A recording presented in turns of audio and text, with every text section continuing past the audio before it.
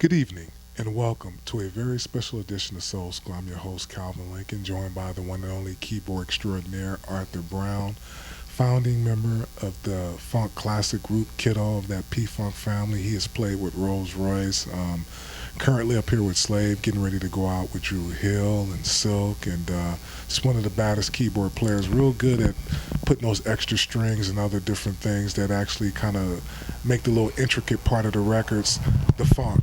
Please welcome to the show, the funk, the one and only Arthur Brown, as you can see from the funk. I got the funk, the funk, man, the funk. I found a friend of mine for quite some time, but just one of the nicest human beings. And we also shared a mutual friend, Gary Jackson, former bass player, alumni of Confunction, who's no longer with us. And so that's actually kind of how we met, man. And you know what, man, I really, before we even get to that, it's funny, man. I really, really miss Gary Jackson. You actually really remind me of Gary. Y'all have a lot. Y'all have a lot of the same spirit, man. Y'all have a lot of the same spirit. He was a really nice guy. Yeah, he was. Great musician. Yeah, he's an incredible bass player. Matter of fact, he's on Confunction's Ladies Wild. That bass line, that's Gary Jackson. Real nasty bass player, man. Yeah, man. So how did this thing? Speaking on bass players, man, you're dealing with Ohio funk, man. And how, man. You know, Mark Adams Jr. is reformed Slave, and how did that come about? Oh man, we just put our heads together, man, and he was trying to bring it back to life, so to speak. And we have the drummer that was originally from the Deal. You know, they all Ohio guys. Cincinnati on guitar. He's from Cincinnati, naturally. Yeah, he's nasty. And Mark and them are all from Dayton.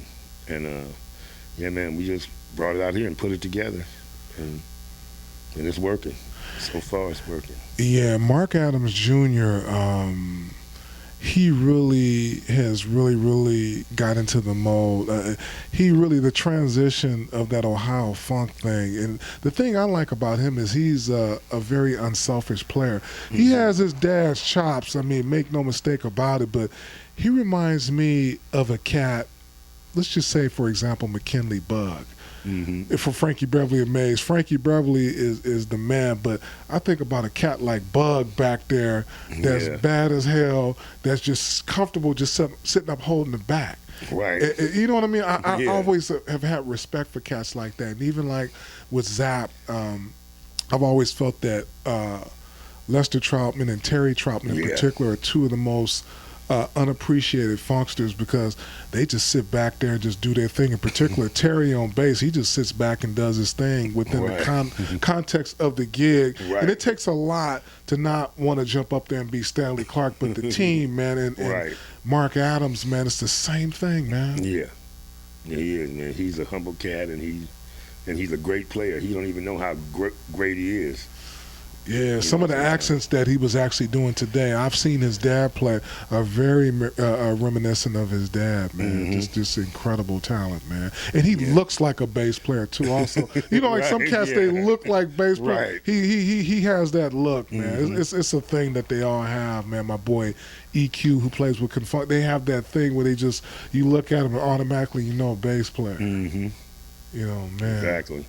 Man, so how long has the association actually been? You guys kind of just hooked up, or you guys have kind of known each other for a little bit, or you know? I've known him now maybe 3.5 months, something like that. Yeah. Okay. What was he actually doing before he actually reformed Slave? He was living in Atlanta. Okay. And I think he was like freelance. He was trying to put a band together down there, I believe. Okay. You know, but he came out here and he found what he wanted, and he jumped on it. Man. From there. Now, first question. Gold album for A&M Records. My boy Arthur Brown. I don't know if you can see him, but that's him standing over to your left, standing up on the side. This album went gold. They did Soul Train, the whole nine. How did you and Donnie and the guys get Kiddo together, man? Well, man, it's a long story. Me and the drummer. The drummer is that used to be my next door neighbor when I first moved to Long Beach from L.A. when I was a young child, and my mother used to babysit the drummer.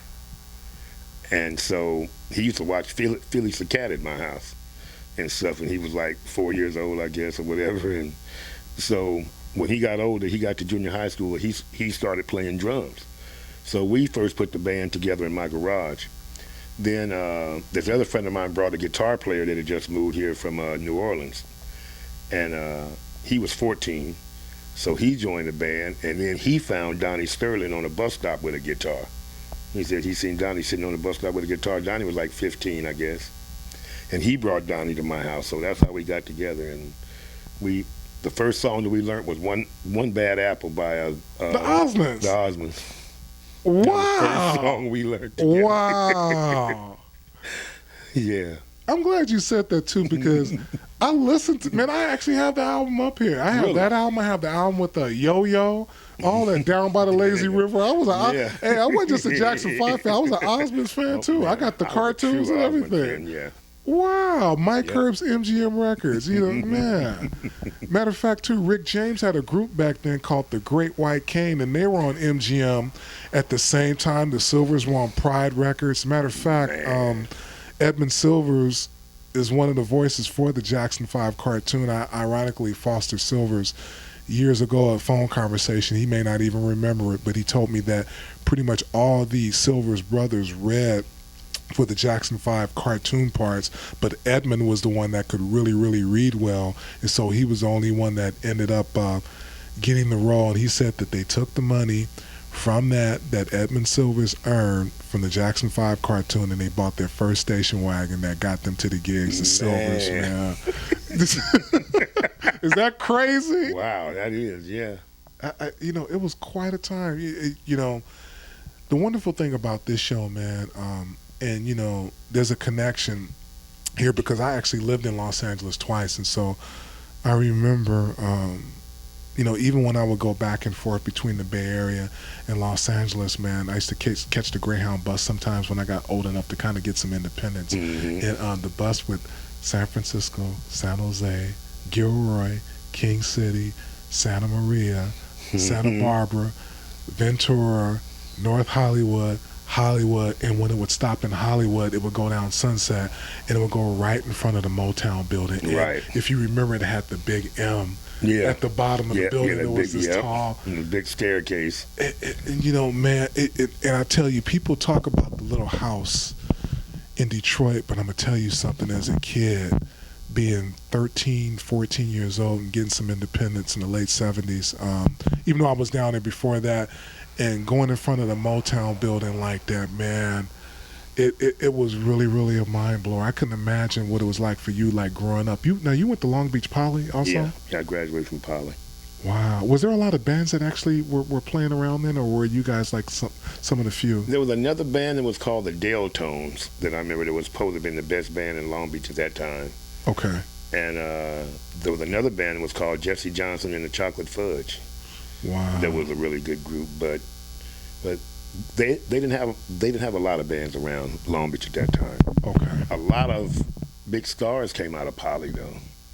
After that, you know, there was a lot of other people like Carmen Diaz, Carmen, her and Snoop and Warren G and Nate Dogg, and all of them came out of Poly.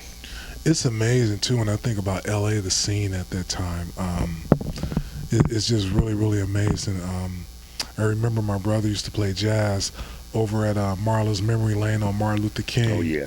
You know, and I used to go shopping at the May Company over there, the Crenshaw Shopping Center right there. Exactly, right there on King. Yeah, the May Company was over there, Boys Market, the Broadway. Mm-hmm. You know, the good old, matter of fact, Louisiana Fried Chicken was there also. Right, sure was. Man, we reminiscing, man. Oh, wow, yeah. You know, when did you first get it around that time where you really thought, you know, this is something I could really, really make a living at, or really, I mean, I'm pretty sure you thought it was always going to be in your life, but did you, when did you kind of know that, you know what, I think we may have something? You know, when you were when Kiddo was first, do you think it was when, because he shared a story with me that Joe Jackson was actually trying to get him to actually play keyboards with the Jackson 5. Yeah. Would you say it was around that time, or maybe even before or later? No, it was definitely before. It was, I think the turning point for me was this junior high school talent show that we got in at my school. They had a talent show, and it was the first time that we had put a band together, and we had uniforms. We bought our uniforms at Payless and stuff. These these painless bands. The whole outfit cost like $7 or something like this. With the shoes and all. And we played this talent show, and we told them to turn on the blue lights when we did. I think we played Batman at the end of the show and stuff. Oh, wow. And they turned on the blue lights, and we did Batman, and the crowd reacted to it and stuff. And after that, we thought, this is what we're supposed to be doing. Yeah. This is definitely what What year would you say that was about? This was in 67.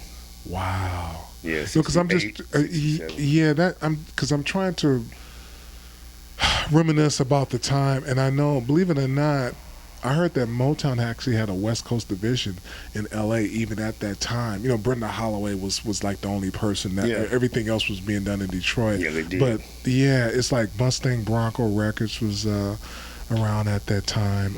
Some of the stuff that was going on in Capitol.